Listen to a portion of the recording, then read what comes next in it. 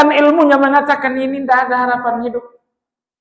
Tapi saya dengan ilmunya mengatakan ada jalan hidup yang sangat ajaib. Itu menyembelih domba. Akhirnya bapak ini titipkan anaknya ke dokternya, anak saya jaga, saya pulang sebentar. Pulang beli kambing, potong dagingnya, dipotong-potong bagi kepada fakir miskin. Mungkin sekitar 2 jam balik lagi ke rumah sakit. Langsung ke kamar anak, Masya Allah anaknya sudah ngobrol dengan dokter. Anaknya udah sehat aja. Dokter bilang saya nggak tahu malaikat dari mana yang datang. Ini sadar benaran atau apa, saya juga nggak ngerti. Alhamdulillah. Hamdan katsiran tayyiban mubarakan fihi kama yuhibbu rabbuna tabaraka wa ta'ala wa yarda. Wa ashhadu an la ilaha illallah wahdahu la syarika lah. وأشهد أن محمدا عبده ورسوله لا نبي بعده اللهم صل وسلم على محمد وعلى آله وأصحابه ومن اهتدى بهديه إلى يوم الدين.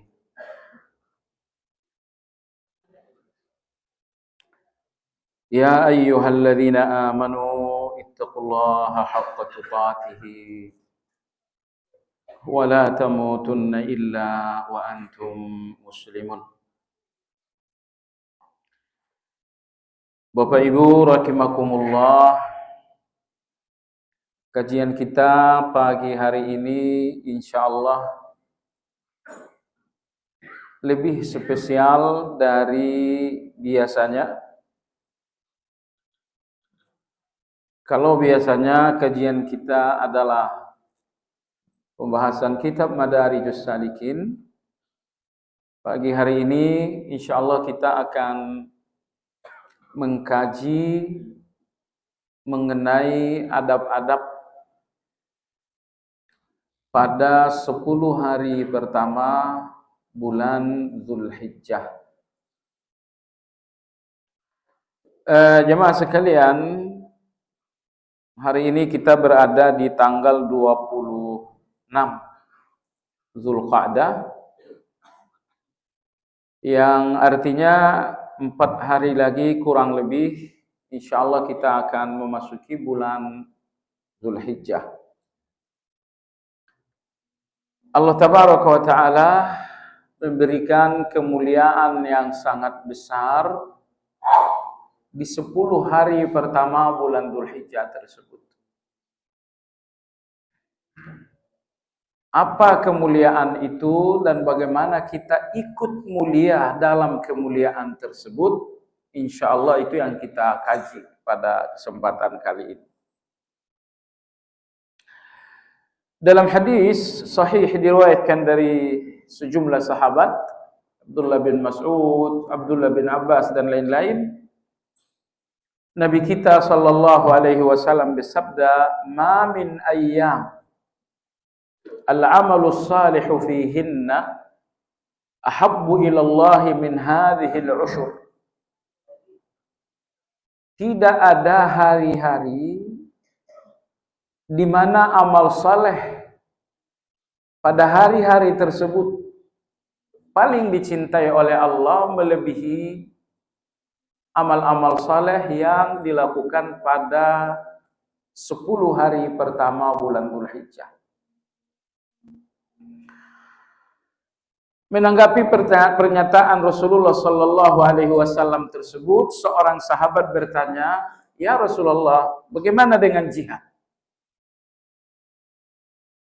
Apakah amal-amal saleh di 10 hari pertama Zulhijjah masih lebih besar nilainya daripada jihad?" Kata Nabi sallallahu alaihi wasallam, betul.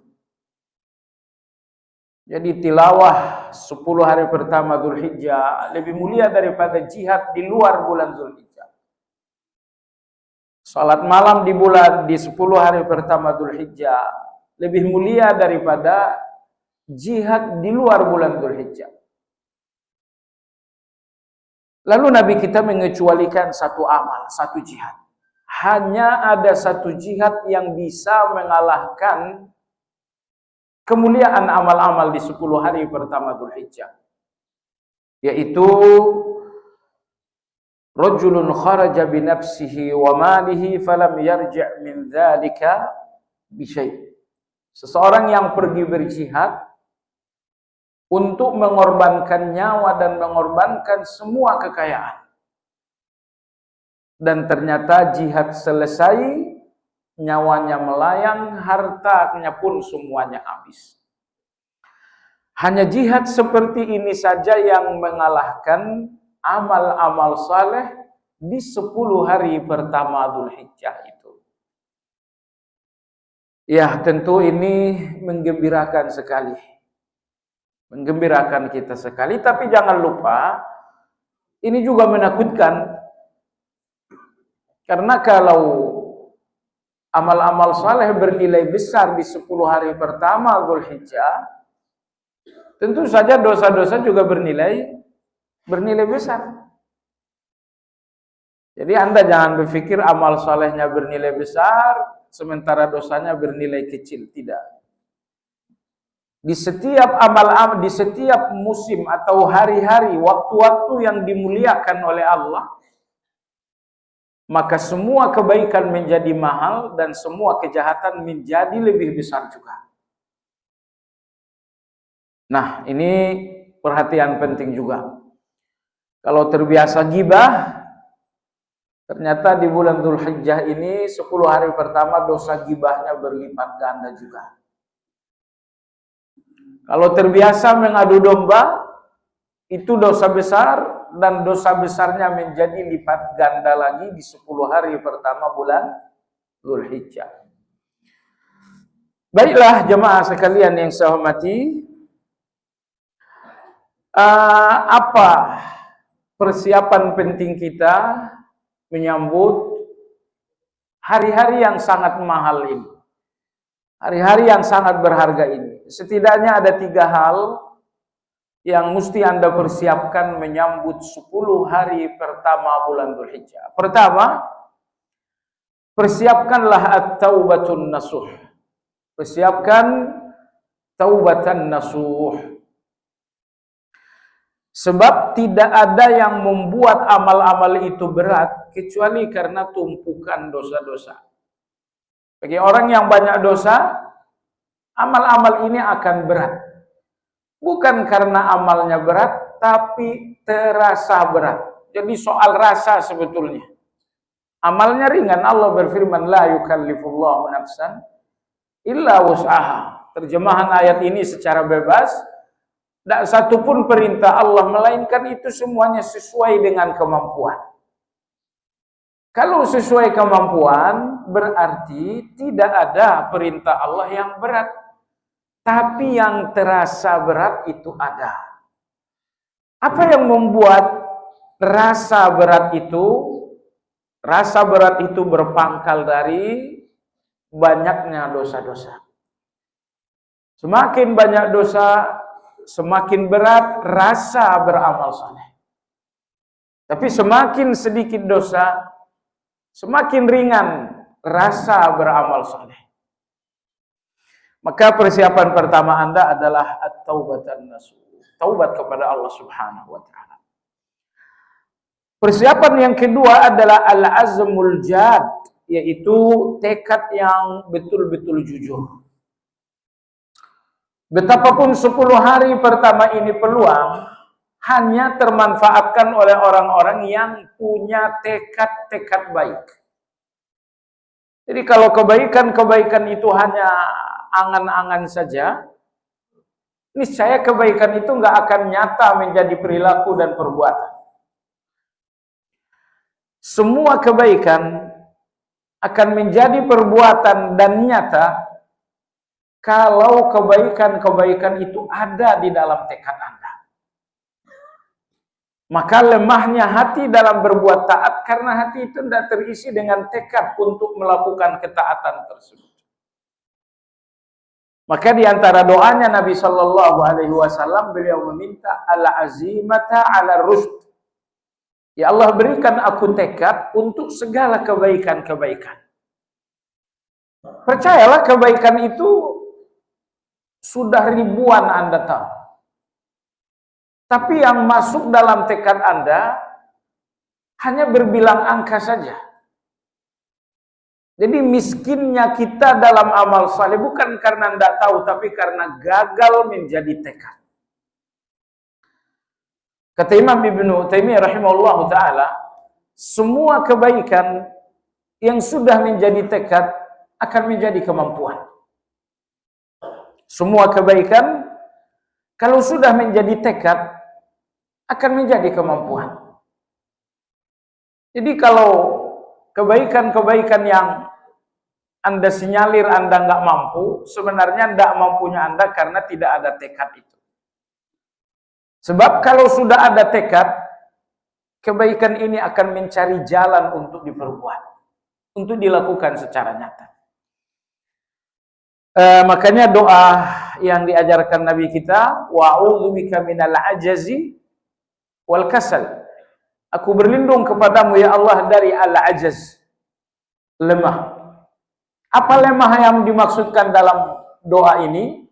Salah satu tafsir lemah yang dimaksudkan adalah lemah dalam berazam, lemah dalam bertekad kebaikan. Anda tahu salat malam tapi tidak ada tekadnya.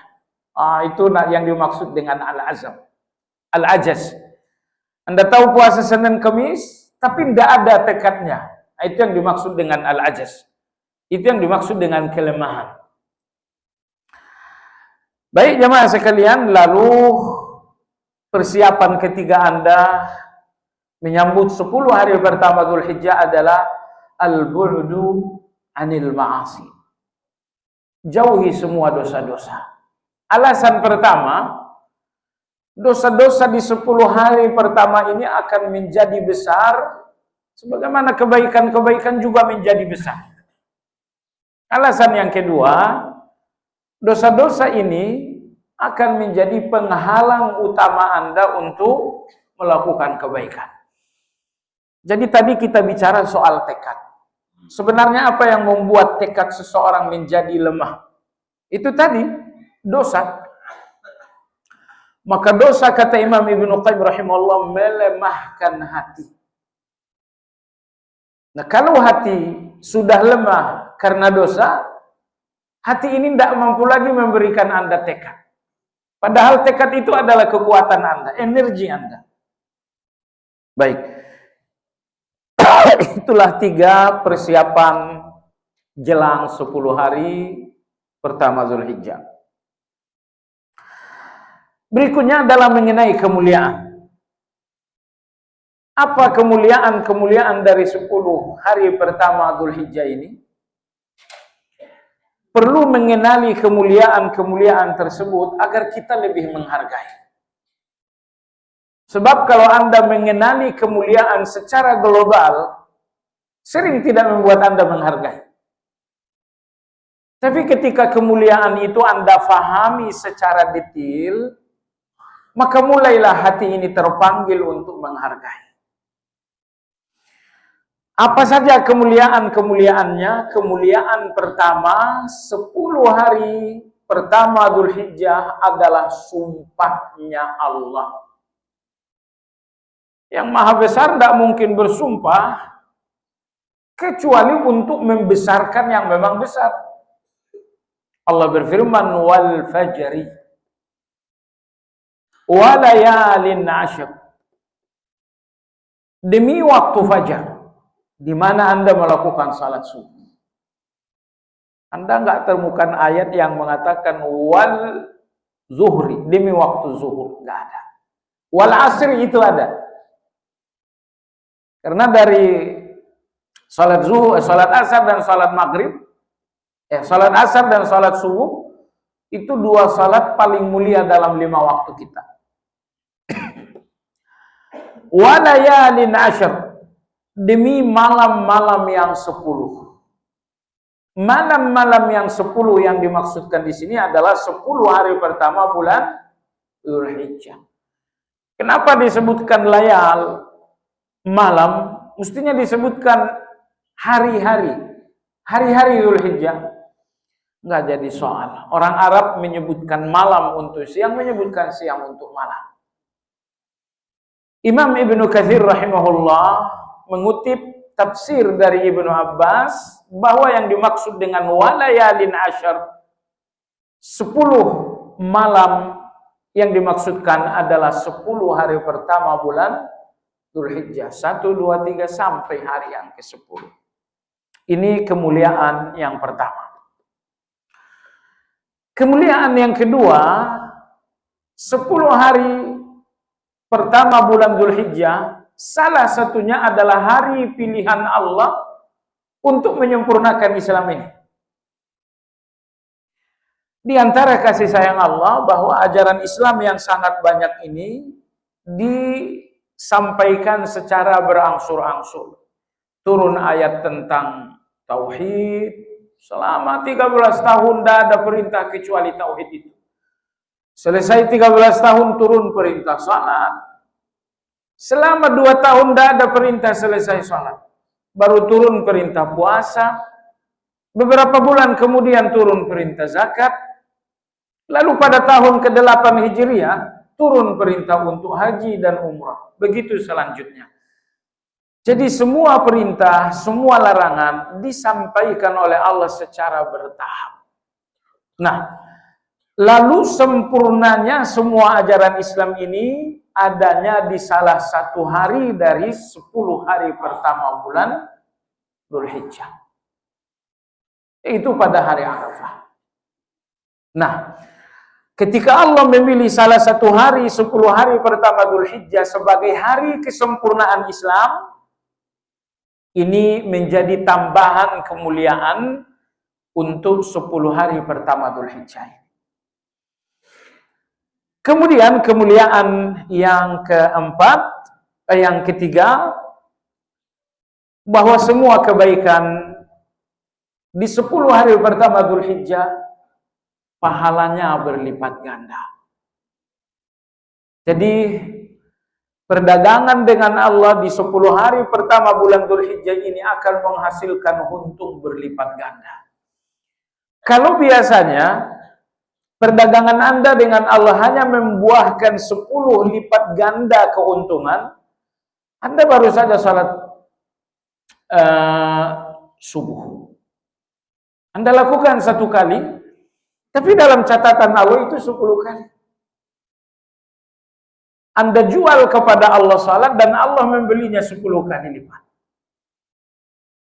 Tapi kalau sudah sampai di 10 hari pertama bulan Dzulhijjah, perdagangan ini jauh menghasilkan keuntungan berlipat ganda.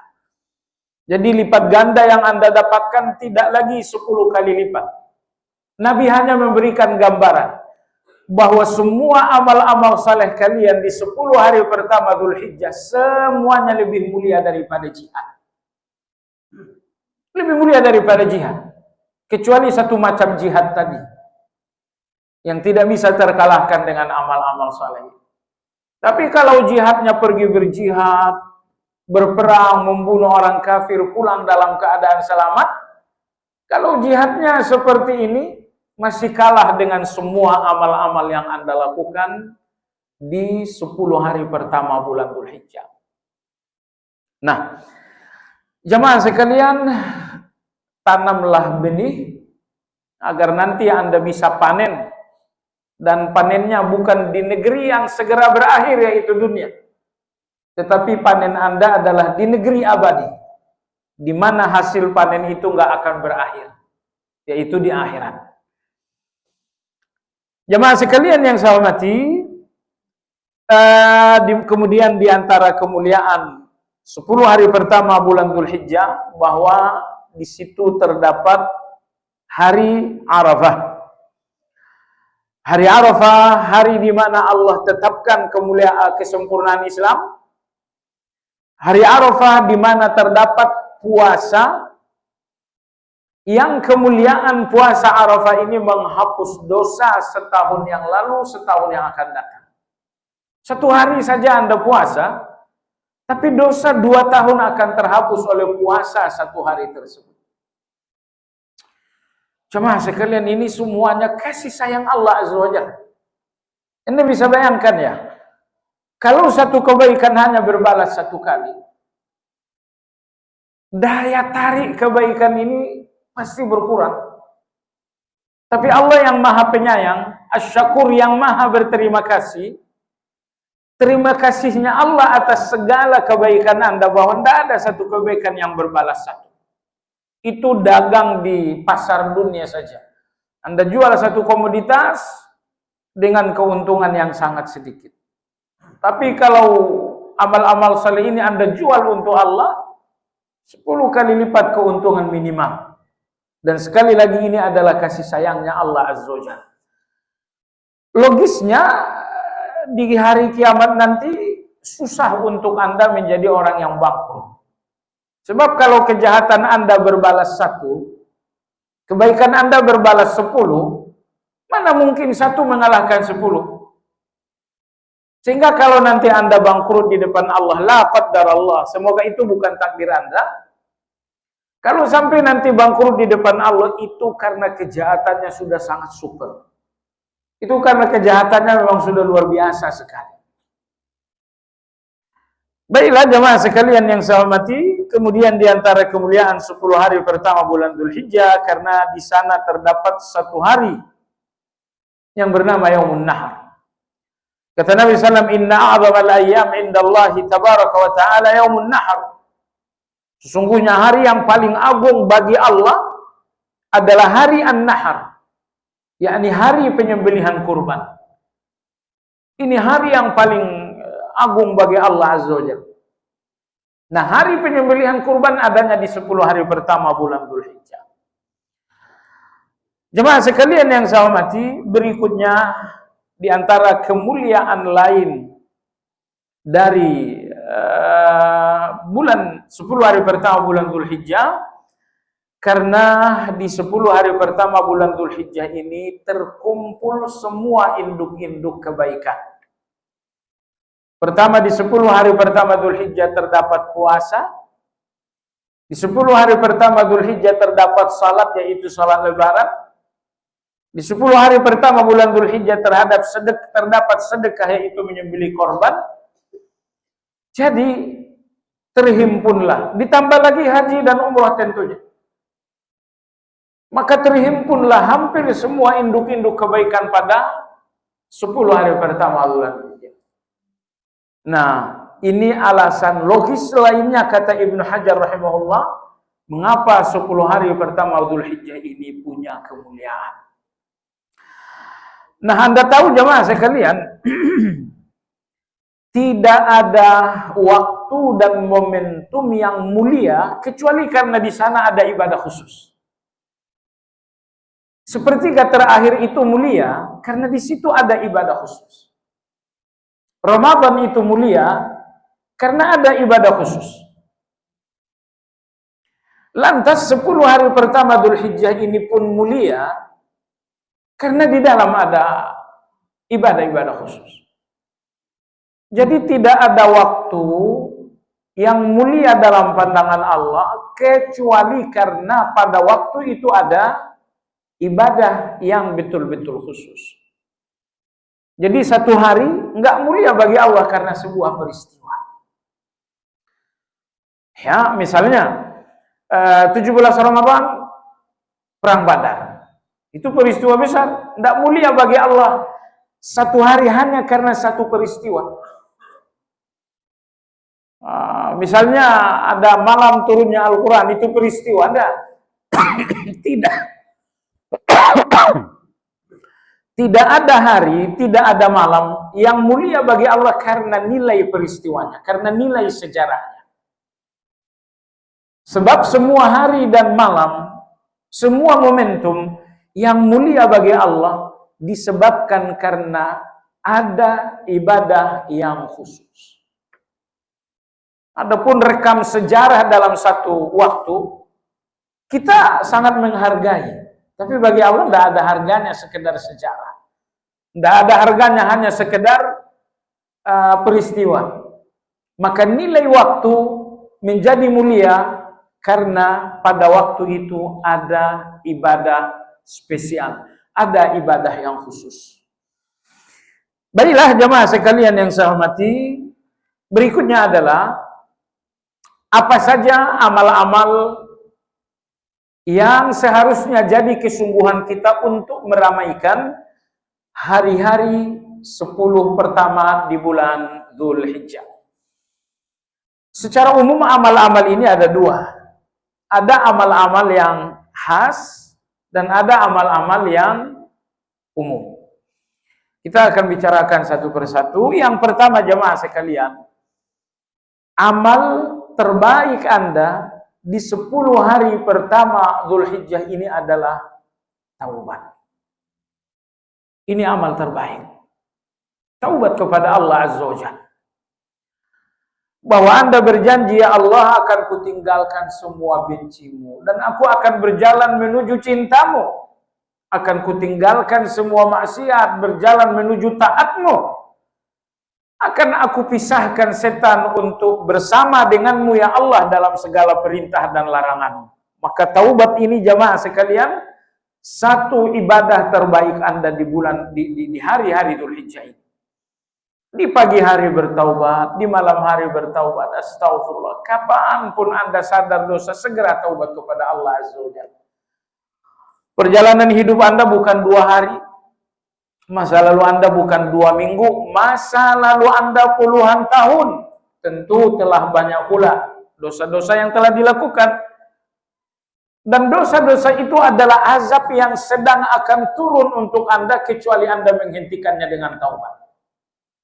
Semua dosa-dosa yang berlalu adalah azab yang akan datang menjadi kehancuran Anda, kehancuran keluarga Anda, kehancuran bisnis Anda, dan kehancuran akhirat Anda. Kecuali Anda menghentikannya dengan taubat. Allahumma ghfirli ma a'lam wa ma ta'lam innaka 'allamul ghuyub. Ya Allah, ampuni aku atas semua dosa yang aku ingat. Ampuni pula aku atas dosa yang engkau ingat dan aku sudah tidak ingat lagi. Innaka 'allamul ghuyub, karena engkaulah yang mengetahui semua yang baik.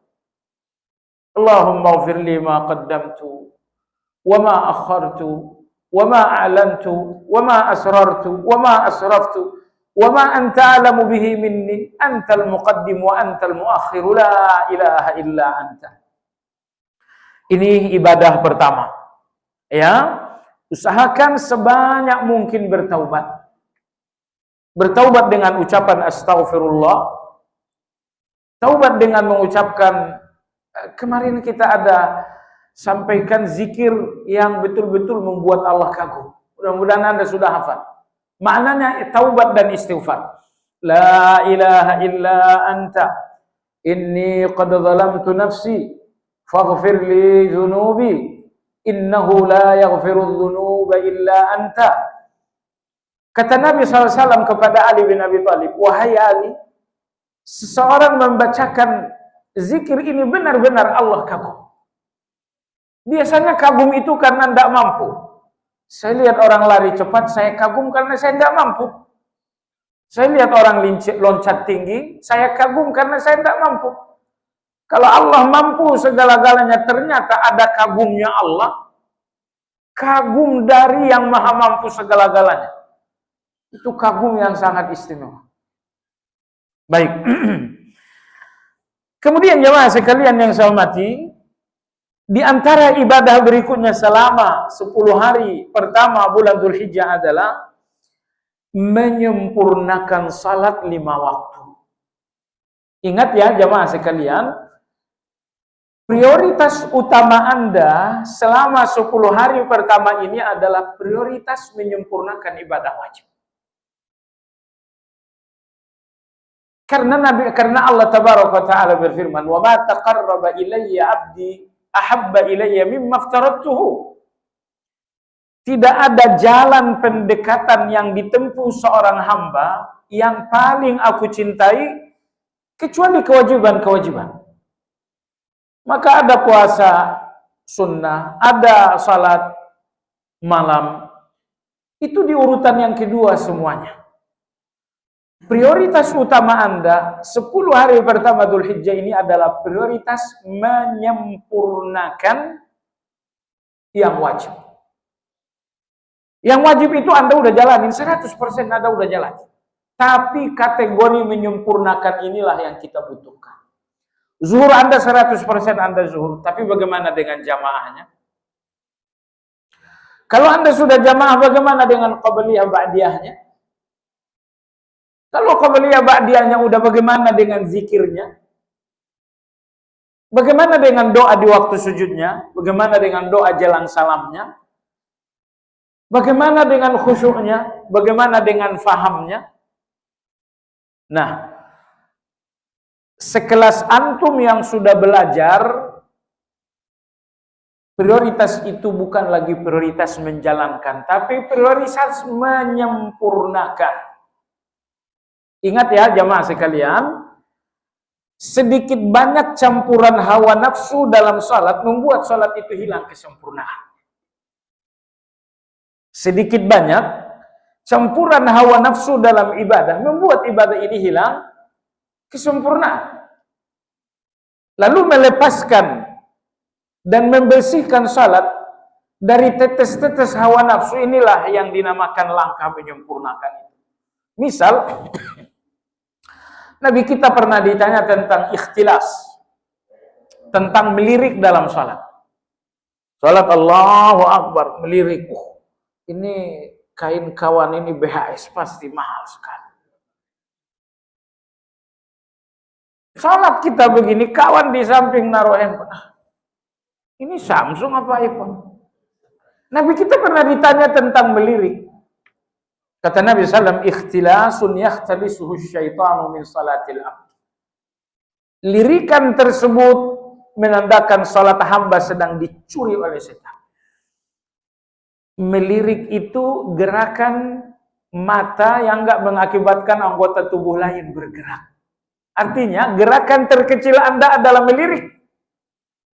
Itu gerakan terkecil Anda. Jadi kalau gerakan terkecil yaitu melirik menandakan salat Anda sedang dicuri, bagaimana dengan garuk-garuk? Bagaimana dengan, ya banyaklah. Semua gerakan-gerakan yang Anda lakukan bukan karena uzur, itu namanya hawa nafsu. Kecuali kalau misalnya Anda sangat gatal sekali, silakan saja. Ada hajat untuk melakukan. Masalahnya nggak ada hajat. Ini saya nggak tahu ya. Saya kemarin sholat di satu tempat. Di samping saya, kita sholat tahiyatul masjid hampir bersamaan. Tapi Masya Allah, dari mulai salat sampai salam salat, beliau ini dah henti-hentinya bergerak. Allahu Akbar, alhamdulillah rabbil alamin, arrahmanir rahim, maliki iyyaka na'budu wa iyyaka nasta'in. Sampai salat itu, dari berdiri, ruku, semuanya serba ada gerakan-gerakan. Ya, saya sih mengkaji diri aja. Oh, ini mungkin nasihat saya mungkin seperti ini. Dipertemukan saya dengan orang begini karena Allah lagi negur saya juga lebih kurang seperti itu. Tapi jamaah sekalian, sekali lagi saya katakan, selevel antum yang sudah ngaji, tidak perlu lagi kita bicara soal mengerjakan, tapi soal menyempurnakan. Antum sudah mengerjakan, tapi soal menyempurnakan. Apa kendala Anda dalam konsep menyempurnakan ini? Kendala Anda bahwa Anda tidak menguasai hawa nafsu. Hawa nafsu menguasai Anda. Baik jamaah sekalian yang saya hormati. Maka sempurnakan semua kewajiban. Kewajiban pertama sempurnakan 10 hari pertama ini adalah sempurnakan salat. Sempurnakan ikhlasnya, sempurnakan sunnahnya. Jamaah sekalian, apa sih sunnah ini? Sunnah ini standar. Sunnah ini standar. Kenapa perlu ibadah sesuai sunnah? Artinya bahasa gampangnya, ibadah sesuai sunnah artinya ibadah sesuai standar. Karena standar ibadah ini bukan saya, bukan Anda, bukan kiai, bukan habaib. Standarnya amal ini seseorang yang bergelar nabi. Nah, kalau standar amal Anda yang bergelar Nabi itu namanya sunnah. Jadi tidak usah terlalu a priori juga sunnah. Tidak usah terlalu a priori. Perlu untuk menyebutkan sesuai dengan sunnah, memprioritaskan sesuai sunnah. Bahasa gampang sesuai sunnah itu adalah sesuai dengan standar. Nah, kalau standar, saya ulangi, kalau standar amal Anda, seseorang yang gelar Nabi, yaitu Muhammad SAW, kalau itulah standar amal Anda, itu namanya sunnah. Tapi kalau standar amal Anda misalnya fulan, apa itu sunnah namanya? Ya bukan. Bidah hasanah, silakan saja bidah hasanah. Yang jelas bukan sunnah. Standar saya begini, ini berdasarkan kiai saya, guru saya. Iya. Ini bidah hasanah, iya nggak jadi soal itu bidah hasanah, tapi kan bukan sunnah. Tidak perlu kita repot-repot juga itu, ngebantah bidah hasanah. Bukan sunnah kan, selesai.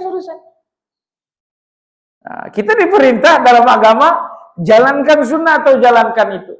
Ya jalankan sunnah. Baik jemaah sekalian yang saya hormati, bagian dari menyempurnakan ibadah wajib Anda adalah ibadah sunnah. Perhatikan, hampir tidak ada ibadah wajib melainkan berdampingan dengan ibadah sunnah. Salat wajib berdampingan dengan salat sunnah yang dinamakan rawatib. Begitu juga dengan puasa wajib, ada puasa sunnah. Ada haji wajib, ada haji sunnah. Ya, ada haji sunnah, ada umrah. Ada zakat yang wajib, ada sedekah yang sunnah. Kenapa jamaah sekalian? Dengar ya. Kegunaan paling utama dari ibadah sunnah ini, saya sebutkan dua saja. Pertama, ibadah sunnah ini dalam rangka menambal sobekan-sobekan ibadah wajib. Tadi sholat zuhurnya kan Anda lirik kanan, lirik kiri. Sampai tahu mereka ini sarung kawan. Oh ini BHS nomor 1, harganya mah 2 juta ini. Harganya sendiri Anda tahu? Itu sholat Anda harus ditambal itu. Karena itu sudah dicuri setan. 2-3 detik sholat Anda itu udah menjadi untungnya setan. Udah diambil sama dia. Anda perlu menambal lubang-lubang yang telah dibuat oleh setan. Caranya gimana? Nanti selesai sholat zuhur, segera lakukan ba'diyah. Maka salat sunnah ini harus jadi keseriusan kita untuk menambal kekurangan-kekurangan, kesalahan-kesalahan kita dalam ibadah wajib. Nomor 2, ini jangan lupa nih. Anda tahu jamaah sekalian, level tertinggi manusia dalam berkeimanan bernama as-sabiqun. Allah berfirman, "Tsumma awrathna al-kitaba alladziina istafaina min ibadina, faminhum zalimun li nafsi wa minhum muqtasid wa minhum sabiqun bil khairat." Ada 3 tingkatan orang yang menyambut iman ini. Ada yang menyambut iman tapi prosesnya dia zalimun li nafsi. Iman sekali, maksiat 2 kali. Nomor 2, level terdua, ada orang yang mengambil keimanan ini sebagai muqtasid. Mereka ambil keimanan tapi membatasi diri hanya dalam hal yang wajib dan meninggalkan yang haram. Lalu level tertinggi seseorang dalam keimanan adalah sabiqun bil khairat. Mereka adalah orang-orang kelas sabiq bil khairat. Siapa itu? Mereka di samping melakukan yang wajib, melakukan yang sunnah. Di samping meninggalkan yang haram, meninggalkan yang makruh juga. Kalau Anda sudah sampai di level ini, kelas Anda namanya adalah sabiqun bil khairat. Nah, Anda tahu kan, orang masuk surga itu ada 2 kelas. Muqarrabin dan ashabul yamin. Muqarrabin ini mereka akan melihat Allah, bincang-bincang dengan Allah 2 kali dalam sehari, pagi dan sore. Nah, ada pun orang yang masuk surga sebagai kelas ashabul yamin. Mereka bertemu Allah, jumpa Allah, bincang-bincang dengan Allah hanya sekali dalam seminggu, yaitu hari Jumat. Nah, kalau Anda bertanya, siapa muqarrabin itu? Muqarrabin itu adalah sabiqun bil khairat. Sabiqun bil khairat itu adalah orang-orang yang sungguh-sungguh melakukan yang sunnah, setelah yang wajib. Sungguh-sungguh meninggalkan yang makruh setelah meninggalkan yang haram. Baik. Kemudian amal ketiga di 10 hari pertama Dzulhijjah ini adalah adaul haji wal umrah. Itu pengecualian lah. Yaitu berhaji dan umrah. Pengecualian untuk kita. Kemudian berikutnya amal yang keempat adalah puasa. Ada 2 tingkatan puasa jamaah sekalian. Puasa paling sempurna dari hari pertama sampai tanggal 9. Kalau misalnya itu tidak bisa, entah terjadi uzur, entah terjadi penyakit, maka pastikan khusus untuk hari Arafahnya jangan sampai tinggal. Ingat, ini menentukan dosa setahun lalu, setahun yang akan datang dihapus oleh Allah Azza wa Jalla. Maka usahakan mengalahkan segala uzur pada hari Arafah itu. Jadi kalau hari 1, 2, 3, 4 sampai 8 Anda dikalahkan oleh uzur, maka khusus hari Arafah Anda yang harus mengalahkan uzur itu. Katakan tidak ada uzur hari ini. Siapa tahu Arafah aku tidak terulang lagi tahun besok. Akhir zaman ini kematian tidak selalu datang melalui pintu sakit. Tidur mati. Kita punya kawan, bukan kawan sebenarnya, ponakan, masih muda, masih belasan tahun usianya. Malam itu menyelesaikan skripsi, nulis skripsi, tidur. Bangunkan subuh dan tidak bangun, udah wafat. Mautul faj'ah, mati mendadak. Itu salah satu ciri kiamat. Oleh sebab itu sekalian yang saya mati ingat, kalau hari ini, tahun ini Anda ketemu dengan Arafah, mungkin Arafah ini tidak ada lagi untuk Anda. Ini mungkin Arafah terakhir. Makanya saya katakan, khusus hari Arafah, Anda jangan lagi kalah dengan uzur, Anda yang harus mengalahkan. Karena ini akan menghapus dosa setahun yang lalu dan setahun yang akan datang. Tidak ada kesulitan sama sekali dalam hal ini karena adanya perbedaan. Oh, Muhammadiyah mereka lebaran hari Jumat, artinya Arafah mereka hari Kamis. Pemerintah misalnya lebaran hari Sabtu, berarti hari Arafahnya adalah hari Jumat. Nggak ada kesulitan, silakan aja beda. Perbedaan ini ujian. Ujian untuk Anda mengambil yang terbaik. Dan yang terbaik dalam hal ini Anda ikut pemerintah. Ya pemerintah salah dosa buat dia. Amal Anda nggak akan terpengaruh dengan salahnya pemerintah menetapkan hari itu. Tapi kalau misalnya Anda mengikuti yang tidak ada standarnya dalam agama, ternyata standar itu salah, ya sudah Anda ikut menanggung dosa. Ikut perintah aja selesai jamaah sekali. Itu puasa tadi. Lalu katanya sekarang ada puasa tarwiyah. Puasa tarwiyah itu bukan puasa yang khas. Itu masuk kategori puasa umum bulan Dzulhijjah. Yang betul-betul khas adalah puasa Arafah. Yang betul-betul umum adalah tanggal 1 sampai tanggal Arafah, itu semuanya puasa umum. Jadi walaupun dinamakan puasa tarwiyah, gak ada keistimewaannya khusus walau namanya sepertinya diistimewakan dengan tarwiyah. Artinya puasa tarwiyah tanggal 8, bedakah dengan puasa Anda di tanggal 1-nya? Enggak beda. Yang beda cuma satu saja, yaitu puasa. Terus kalau Anda puasa di hari tarwiyah, tidak ada keyakinan ini istimewa. Enggak ada soal, ini masuk kategori puasa Dzulhijjah aja. Tapi bahwa ada keyakinan tarwiyah ini lebih istimewa, lebih istimewa ini butuh dalil. Kalau tidak ada dalilnya, keyakinan lebih istimewa tadi adalah keyakinan yang salah. Silakan aja, tapi dengan berkeyakinan ini masuk kategori umum. Baik jemaah sekalian yang saya hormati, di antara amal soleh Anda di 10 hari pertama Dzulhijjah adalah takbir. Takbir.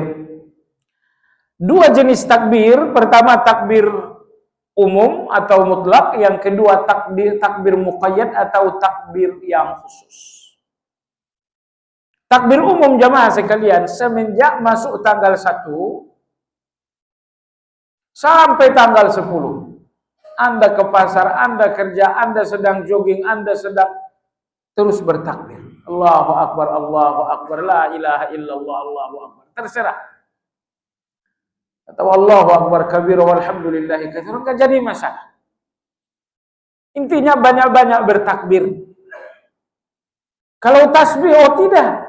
Ini yang dianjurkan di sini tidak ada tasbih, yang dianjurkan adalah takbir. Sebab kalau kita sedang membesarkan yang dibesarkan Allah,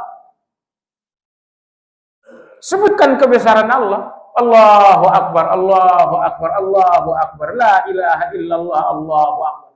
Kenapa ini yang dipilihkan? Karena kita konteksnya sedang membesarkan hari-hari yang memang dibesarkan oleh Allah, maka kita membesarkannya dengan mengulang-ulang kebesaran Allah.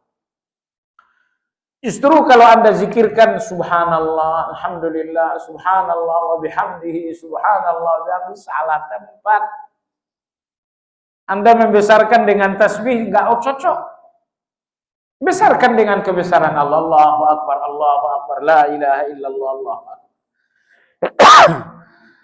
Jemaah sekalian, berikutnya di antara ibadah khusus selama 10 hari pertama ini adalah kurban. Menyembeli kurban.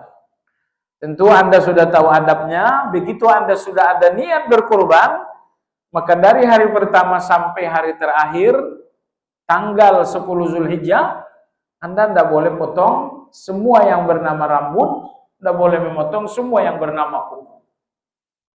Ini berlaku bagi yang meniatkan. Kalau dalam satu keluarga yang meniatkan ya suami, istri enggak.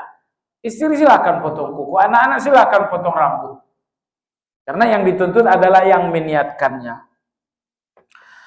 Kemudian tentu di antara ibadah khusus adalah melakukan salat Id. Nah, itulah kurang lebih 7 ibadah yang khusus dilakukan 10 hari pertama bulan Dzulhijjah. Nah, adapun ibadah-ibadah yang umum itu sangat banyak sekali jamaah sekalian. Antara lain salat tahajud. Salat tahajud Anda, salat malam Anda 10 hari pertama ini berikan sesuatu yang istimewa. Kalau biasanya 2 plus witir, nah sekarang 4 plus witir. Berikan yang sesuatu yang lebih istimewa. Kemudian di antara ibadah yang sangat penting juga adalah meringankan kesusahan orang lain. Itu pun 10 hari pertama ini punya nilai yang sangat besar. Punya nilai yang sangat besar. Saya kemarin dengar cerita dari seorang kawan. Jadi ada 3 orang sahabat sama-sama pedagang di kota Taif. Tapi yang satu ini minjam beberapa kali modal kepada yang kedua. Saksinya nomor 3. Pinjam, belum sempat ngembaliin, wafat. Dan pinjaman ini mencapai 300.000 rial. Ya kurang lebih 1 miliar lebih. Tidak ada mencatat karena ini hanya kawan dengan kawan. Pedagang yang kedua ini setelah kematian sudah dimakamkan, dia menjumpai anak-anak. Beliau mengatakan, wahai anak-anakku, saya ini teman dagangnya bapak kalian. Nah, hutang-piutang yang jadi pinjaman bapak kalian di saya ada sekitar 300.000 rial. Anak-anak tentu minta mana buktinya. Tidak ada bukti sama sekali. Ini cuma kepercayaan saja. Saksinya ada pihak ketiga, si fulan. Anak-anak ini tidak menerima saksi, mereka bukti tertulis yang dipinta. Karena tidak ada, ya tentu si pihak kedua ini tidak dapatkan bayaran sebesar itu. 300.000 rial kalau Indonesia ini sekitar 1 miliar sekian. Nah, akhirnya pihak ketiga yang menjadi saksi ini mendatangi anak-anak ini lagi. Beliau mengatakan, anak-anakku, aku yang menjadi Saksi hutang piutang, bayarlah. Anak-anaknya mengatakan kami siap bayar, tapi ada bukti tertulis. Tidak ada bukti tertulis, tapi saya ini saksi. Semua anak-anak tidak ada yang mau bayar. Malam harinya si saksi ini tidak bisa tidur sama sekali. Kebayang sahabatnya yang telah wafat. Kebayang senyumnya. Kebayang candanya sambil makan siang. Kebayang tegur sapanya yang sangat ramah.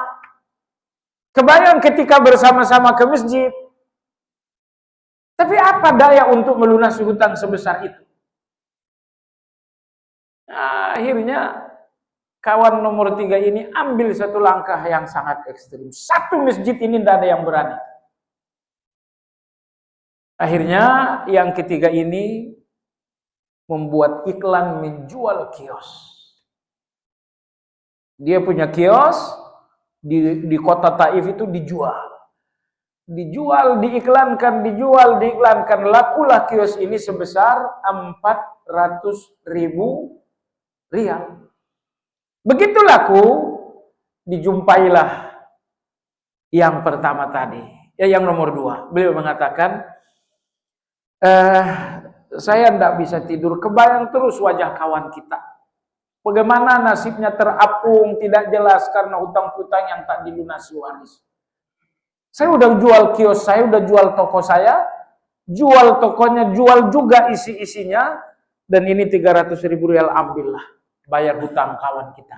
Ada yang berani begitu? Angkat tangan saja. Sekarang hanya tinggal ada uang berapa? 100.000 rial. Rupa-rupanya kawan nomor 2 ini tersentuh. Ya Allah, ada orang yang rela menjual kehidupannya untuk lunasi hutang. Ya karena warung ini kan penghidupannya. Penghidupan laki-laki ini, inilah sandaran duniawinya untuk keluarga, untuk anak-anak, tapi itu dijual. Karena yang kedua ini sangat tersentuh dengan keputusan ekstrim tadi, ceritalah dia ke kanan, ceritalah ke kiri. Akhirnya cerita ini dikenal di kalangan orang Taif. Baik, 100.000 rial sisa, akhirnya dia coba untuk kontrak kios lagi. Ternyata karena cerita tadi sudah terkenal di mana-mana, berduyun-duyun orang memberikan bantuan. Akhirnya dengan bantuan ini dia bisa memiliki 2 kios. Bukan nyewa, tapi memiliki sekaligus, dibeli. Sudah memiliki 2 kios, bukan kontrak, tiba-tiba datang beberapa truk membawakan barang-barang dagangan. Ini barang dagangan, silakan dipajang, bayarnya 50% saja. Jadi ini handphone iPhone, harganya 20 juta, setornya 10 juta aja. Intinya datang beberapa truk, mengantarkan barang untuk memenuhi 2 toko ini, dan semuanya hanya perlu dibayar 50%. Dagang dengan Allah nggak pernah rugi. Sayangnya kita selalu was-was, dikembaliin nggak? Jadi maksud saya jemaah sekalian, di antara ibadah yang sangat besar 10 hari pertama Dzulhijjah ini adalah meringankan kesulitan orang lain. Kesulitan itu hutang piutang, kesulitan itu SPP anak belum berbayar, kesulitan itu kontrakan belum lunas. Jangan sampai ada orang yang menahan, yang tertahan mata tidak bisa tidur karena kesulitan membuatnya begadang, tidak bisa tidur. Ya, usahakan menemukan orang lalu longgarkan. Nah, saya baca kisah ditulis oleh Jabir Al-Fifi namanya. Beliau mengatakan, saya punya seorang kawan, jalan-jalan dia pegang anak kecilnya. Jalan pegang anak. Qadarullah, anak kecil ini mungkin hiperaktif, loncat sana, loncat sini, akhirnya tabrak mobil. La qadarullah untuk antum semua. Tertabrak mobil, badan sobek, tulang belulang patah. Bawa ke rumah sakit bilang gak ada harapan. Gak ada harapan. Akhirnya sang bapak ini nelpon Syekh imam di distrik mereka. Syekh, tolong kasih nasihat, ini anak saya tabrakan barusan. Darah berlumpur, luka sangat parah. Keterangan rumah sakit ini sudah tidak ada kemungkinan hidup. Darahnya sangat banyak tumpah. Wahai anakku, kata Syekh itu, anakmu terancam nyawa? Iya, begitu kata rumah sakit. Wahai anakku, Ismail alaihi salam terancam nyawa. Lalu digantikan dengan menyembelih seekor domba. Penghuni-penghuni surga akan diberikan kehidupan abadi setelah domba kematian disembelih. Anak-anak yang lahir untuk menemukan kehidupan dunianya disambut dengan menyembelih domba yang bernama domba akikah. Oleh sebab itu saya sarankan sekarang juga beli kambing, sembelih, dan bagi-bagikan dagingnya kepada orang-orang miskin dengan niat keselamatan dan kehidupan bagi anak. Iya, dokter bicara sesuai dengan ilmunya dia. Syekh itu bicara sesuai dengan ilmunya dia. Dokter dengan ilmunya mengatakan ini tidak ada harapan hidup. Tapi Syekh dengan ilmunya mengatakan ada jalan hidup yang sangat ajaib. Itu menyembelih domba. Akhirnya bapak ini titipkan anaknya ke dokternya, anak saya jaga, saya pulang sebentar. Pulang beli kambing, potong dagingnya, dipotong-potong bagi kepada fakir miskin. Mungkin sekitar 2 jam balik lagi ke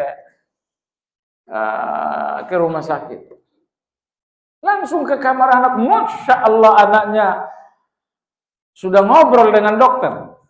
Anaknya udah sehat aja. Dokter bilang saya nggak tahu malaikat dari mana yang datang. Ini sadar benaran atau apa saya juga nggak ngerti. Jadi maksud saya jemaah sekalian, meringankan kesulitan orang lain, kebaikan yang pergi tapi akan kembali. Sedekah Anda itu pergi meninggalkan Anda, tapi dia akan kembali lagi besok. Mungkin dia kembali dalam bentuk jadi nggak ada kebaikan yang hilang. Kebaikan itu pergi dan dia akan kembali. Dia akan kembali dengan yang jauh lebih baik lagi. Baik. Jemaah sekalian yang saya hormati, tentu di antara amal yang juga sangat penting di 10 hari pertama Dzulhijjah ini adalah silaturahmi. Udah berapa lama enggak ketemu abang dan adik? Saya kadang-kadang mikirkan kehidupan abang adik ini, kadang-kadang mau nangis. Dulu sewaktu ada ayah, sewaktu ada ibu, selalu ada kesempatan untuk kita kakak adik ini ketemu. Ayo pulang bareng. Ayo lebaran bareng. Masih ada ayah, masih ada. Sekarang ayah sudah nggak ada, ibu kita pun nggak ada. Kebersamaan itu pun hilang sudah. Abang sibuk dengan hidupnya, adik sibuk dengan hidupnya. Memang silaturahmi kita tidak putus, tapi renggang. Apa yang renggang? Kebersamaan itu pergi dengan kematian ayah dan ibu. Percaya jemaah sekalian. Makanya Syekh Syinqiti hafizahullah beliau mengatakan kalau orang tua masih ada, masih sering terjadi kebersamaan abang dan adik. Tapi kalau orang tua udah nggak ada, kebersamaan itu menjadi jarang. Ada yang sudah 20 tahun nggak ketemu abang dan adik. Oleh sebab itu pesan untuk kita semua jemaah sekalian, 10 hari pertama Dzulhijjah tidak ada kebaikan yang murah. Semua kebaikan Anda mengalahkan besarnya jihad. Maka salah satu kebaikan yang sangat utama untuk Anda adalah segera silaturahmi. Ya, silaturahmi, saya nelpon, ya kalau itu sudah silaturahmi, ya silaturahmi lain. Apa yang terputus? Oh, saya udah nggak ngunjung-ngunjungin. Ya udah, sudah silakan silaturahmi. Saya yakin silaturahmi dalam komunikasi nyambung Anda. Silaturahmi dalam soal bagi-bagi transferan Anda pasti nyambung itu. Tapi silaturahmi Anda yang sedang terputus, tentu karena kesibukan, tapi walaupun kesibukan tetap saja putus namanya, silaturahmi mengunjungi. Lapang dada aja, walaupun Anda abang, Anda aja yang datang. Abang saya, adik saya, minjam nggak kembali sampai sekarang. Lapang dada. Saya mau nanya, abang Anda minjam, nggak kembali, ya Anda jadi miskin nggak? Enggak kan? Adik Anda minjam, iya nggak kembali. Iya, adik saya begitu, minjam 5 kali, kembali sekali. Pertanyaan Anda miskin nggak? Enggak. Tahu kenapa Anda miskin? Penyebab Anda nggak miskin? Antara lain karena Anda selalu minjamin keluarga. Lapang dada aja. Masalahnya setan ini datang membawa dusta, tapi untuk menutupi hati yang jorok, hati yang busuk. Setan bilang, "Nggak usah pinjamin lagi abang dan adik. Kalau mereka tidak kembalikan, mereka kan berdosa."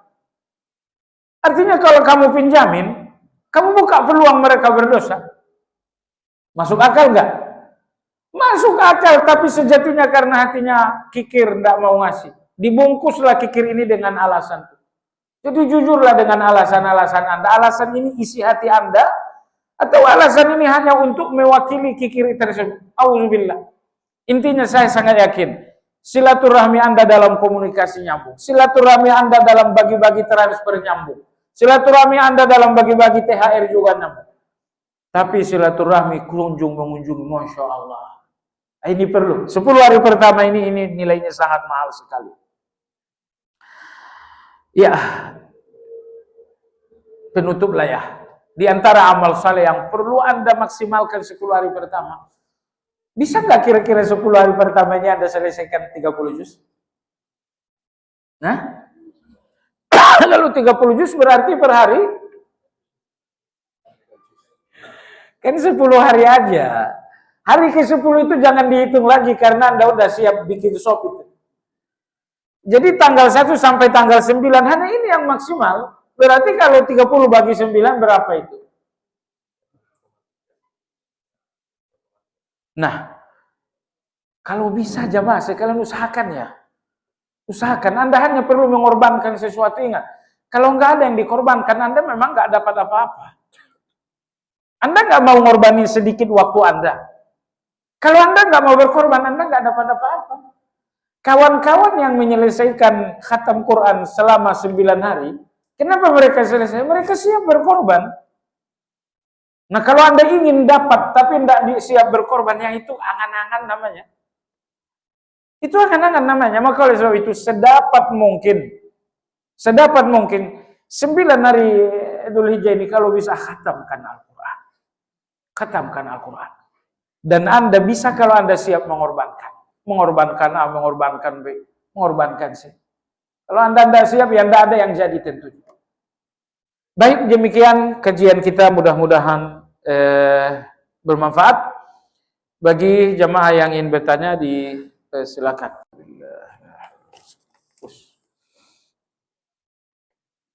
A pinjam uang ke B dengan jumlah besar karena terkendala keuangan, maka A belum bisa melunasinya.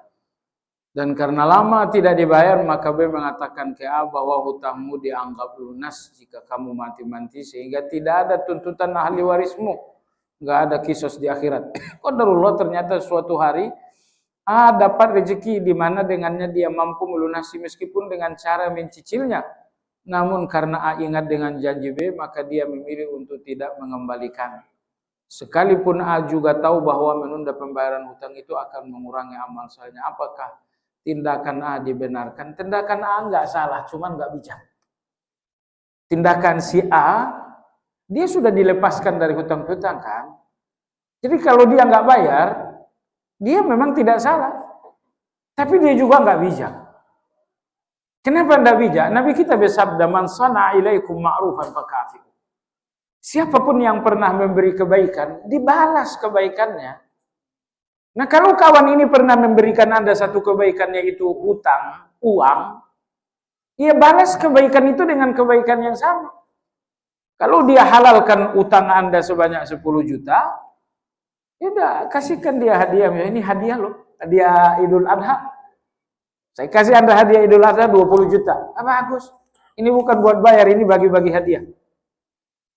Iya, silakan bagi-bagi membalas kebaikan. Pasalnya gini ya, kalau Anda nggak membalas kebaikan, Anda akan berhutang. Hutang kebaikan itu susah dilunasi. Hutang uang tuh gampang dilunasi, tapi hutang kebaikan tuh nggak ada lunasnya sama sekali. Tapi kalau Anda membalas kebaikan, setidaknya hutang kebaikan ini akan terlunasi. Jangan sampai setiap ketemu Anda seolah-olah Anda selalu merendah. Monggo gitu, selalu merendah aja. Kenapa merendah? Ya Anda sudah terjerat hutang kebaikan. Gitu. Agama kita ini bagus betul. Agama tidak mau kita terjerat hutang kebaikan yang nggak mungkin dilunasi, maka Nabi mengatakan, siapapun melakukan kebaikan segera dibalas. Pada akhir zaman, maka jumlah laki-laki lebih sedikit dari wanita. Namun ada ulama yang mengatakan bahwa itu bukan dalam arti sebenarnya, tapi maknanya banyak laki-laki yang bertingkah seperti perempuan. Itu penafsiran yang keliru. Orang dalam hadisnya Nabi mengatakan hatta yakuna liqayyimin wahid arba'una niswa. Nabi menyebutkan angka satu laki-laki sebanding dengan sekian puluh perempuan. Jadi kalau dikatakan ini menandakan banyak laki-laki jadi bencong, enggak cocok itu. Penafsiran itu keliru. Yang betul memang perempuan jauh lebih banyak daripada laki-laki. Di rumah saya aja laki-laki lebih banyak. Kalau di rumah saya semua laki-laki kecuali maknya. Bila keadaan harus memilih antara kurban, sedekah dan bayar hutang, mana yang lebih didahulukan? Semuanya bayar kurban iya, bayar hutang iya, kurban iya. Jangan diancam begini. Kurban atau bayar hutang itu kan ngancam. Tapi kalau memang tidak ada pilihan, dahulukan yang wajib, yaitu bayar hutang. Nanti kalau Anda korban, hutangnya nggak dibayar, kawan Anda mikir, ya Allah, korban padahal hutang nggak bayar. Iya, saya subhanallah kaget juga. Ada kawan minjam uang nggak banyak-banyak, tapi untuk orang nggak punya uang model saya banyak sekali. Uang saya nggak dikembalikan, tiba-tiba bolak-balik handphone baru. Saya bilang handphone baru. Oh iya, mengkilap kan? Kalau butuh cermin pakai saja. Bercanda pula kawan tuh. Nah, jadi kalau Anda korban, hutang piutang ini tidak dibayar, gimana pun kawan Anda nanti akan memendam rasa. Untuk berkurban, apakah pilihan terbaik tempat yang membutuhkan tapi menyembelihnya di hari 11 Zulhijjah, tempat tinggal di hari penyembelihan 10 Zulhijjah? Baik, tempat yang membutuhkan tapi tanggal 11, tempat tinggal di hari penyembelihan tanggal 10. Jemaah sekalian, apa tujuan kurban ini? Lalu mana yang lebih dekat dengan tujuan itu? 10 Zulhijjah atau tanggal 11 Zulhijjah? Soal kemuliaan, 11 Zulhijjah ini pun luar biasa. Nabi kita bersabda, "A'zamul ayyam indallah yaumun nahr, thumma yaumul qar." Kata Nabi, siang hari paling mulia adalah yaumun nahr. Nomor 2 adalah yaumul qar. Yaumun nahr tanggal 10, yaumul qar tanggal 11. Jadi kalau soal kemuliaan hampir sama. Nah, cuman tujuannya korban adalah berbagi.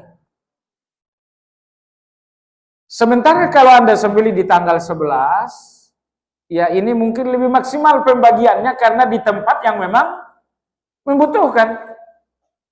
Kalau sembelih tanggal 10 di Jakarta. Di Jakarta ini ya fakir miskinnya ngambil daging juga untuk dijual. Jangan ada rahasia loh. Jangan ada dusta. Fakir miskin datang ke Baitul Hikmah ngambil bagian, datang ke Masjid Tauhid ngambil bagian, pergi Masjid At-Taqwa ngambil bagian. Al-Muhajirin Al-Muhajirin Sukatani ngambil bagian lagi. Masjid sini ngambil bagian lagi. Paling ya mau makan berapa orang dia kolesterol. Lalu dijual, itu dijual. Nah, di Jakarta ini bisnisnya luar biasa. Emang nggak boleh? Ya boleh aja, tapi kan nggak pas ya. Kita ingin berbagi makanan maksudnya. Nah, jadi jamaah sekalian, dua-duanya boleh tentunya. Di tanggal 10 di Jakarta boleh. Tanggal 11 di negeri paling membutuhkan boleh juga. Kalau pertanyaan boleh dua-duanya sama-sama. Tapi mana yang lebih utama? Yang lebih utama tentu di negeri di mana, di daerah di mana daging ini lebih dibutuhkan. Kenapa itu yang lebih baik? Dalilnya mana? karena itu lebih mendekati tujuan dari korban. Apa hukumnya jika kita menunaikan kurban, tapi pelaksanaan hewan kurban diserahkan ke lokasi di mana kita tidak tinggal di tempat tersebut, misalnya di tempat tinggal orang tua. Aslinya korban itu di tempat tinggal kita, karena yang melihat Anda punya uang tetangga. Tetangga kanan tahu Anda punya uang, tetangga RT-an tahu Anda punya uang. Mereka kan yang setiap hari kena debu kendaraan Anda. Mereka lah yang tahu Anda punya uang. Setiap hari mereka lihat uang Anda. Nah, agar mereka tidak cuma lihat, mereka turut ngerasain agama mengatakan bayar zakat di tempat tinggal. Termasuk nyembelih korban juga di tempat tinggal. Itu hukum dasar. Tapi kalau misalnya hajat kurban di tempat ini sudah terpenuhi, bahkan melimpah, lalu di tempat lain banyak yang belum tercukupi, ya sudah, silakan ke tempat yang memang dibutuhkan. Dengan pertimbangan darurat tadi. Daruratnya di mana? Di sana tidak ada, di sini melimpah. Nah, kalau di sini masih kurang, nggak boleh Anda keluar berzakat, nggak boleh keluar berkurban. Ketika akan puasa di 10 hari pertama di bulan Zulhijjah, niatnya puasa apa? Jawabannya puasa Zulhijjah. Aku puasa Zulhijjah. Apa boleh kita puasa qadha di 10 hari pertama? Tidak boleh. Karena qadha itu wajib, Zulhijjah itu sunnah. Menggabungkan dua ibadah yang hukumnya beda, waktunya beda, nggak boleh. Apa hukumnya panitia kurban mengambil daging kurban untuk dimasak sebagai konsumsi panitia dan masyarakat yang hadir membantu? Bolehkah uang kas masjid untuk biaya kegiatan kurban? Masak daging kurban untuk semuanya boleh. Untuk semua orang yang ada itu boleh. Tidak diistimewakan panitia. Siapapun yang datang silakan. Ini dimasak untuk semua orang yang ada di lokasi. Ini orang yang ada di lokasi boleh makan korban nggak? Boleh, udah masakan ini untuk mereka. Tapi kalau diistimewakan ini panitia, oh baju kamu bukan baju panitia, enggak boleh. Itu kamu tidak ada ID card panitia, enggak boleh. Ah, itu enggak boleh diistimewakan panitia. Mengistimewakan panitia semacam bayar jasa.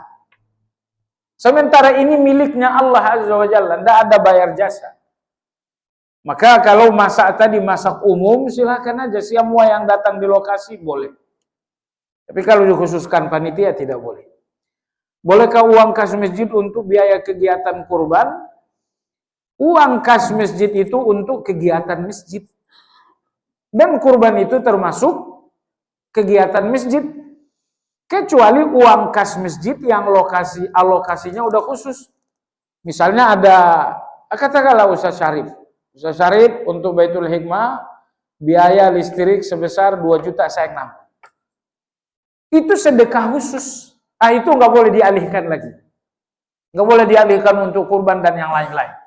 Sesuai dengan peruntukan saja. Kecuali kalau misalnya saya ngasih sedekah umum. Baitul Hikmah, ini ada sedekah. Untuk apa nih? Ya terserah aja, sesuai selayaknya saja.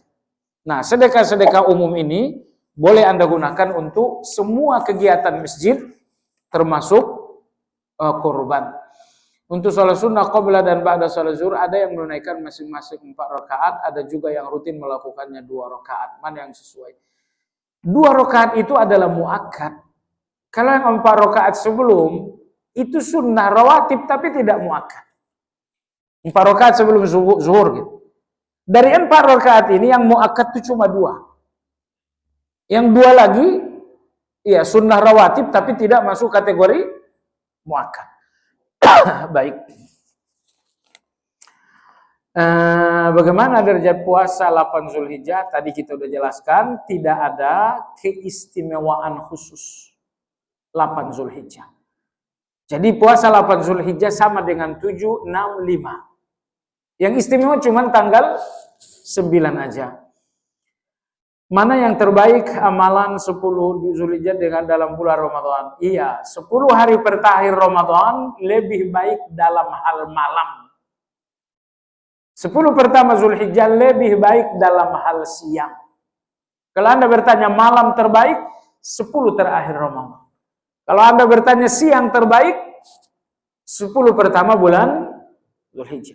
Maka oleh sebab itu atas dasar ini jemaah sekalian, amal-amal yang akan Anda banyakkan di 10 hari pertama ini, tentu amal siang, amal malam. Tapi lebih fokus di siangnya lebih baik. Karena 10 hari pertama Dzulhijjah yang istimewa, paling istimewa itu siang lebih istimewa daripada malam. Kalau 10 terakhir Ramadan yang istimewa adalah malamnya bukan siangnya. Mana ya, apakah boleh bila ada orang yang kurban memberi daging kurbannya untuk diberikan ke panitia ya untuk dimasak. Oh ya, tadi sudah kita udah bahas. Iya. Demikian mudah-mudahan kajian hari ini bermanfaat. Sabtu besok masih udah lebaran apa belum? Nah, iya, kita bicara munafik lagi lah terakhir kali. Kita sudahi dengan zikir kafaratul majelis. Subhanakallahumma bihamdika asyhadu an la ilaha illa anta astaghfiruka wa atubu ilaik. Alhamdulillahirabbil alamin. Assalamualaikum warahmatullahi wabarakatuh.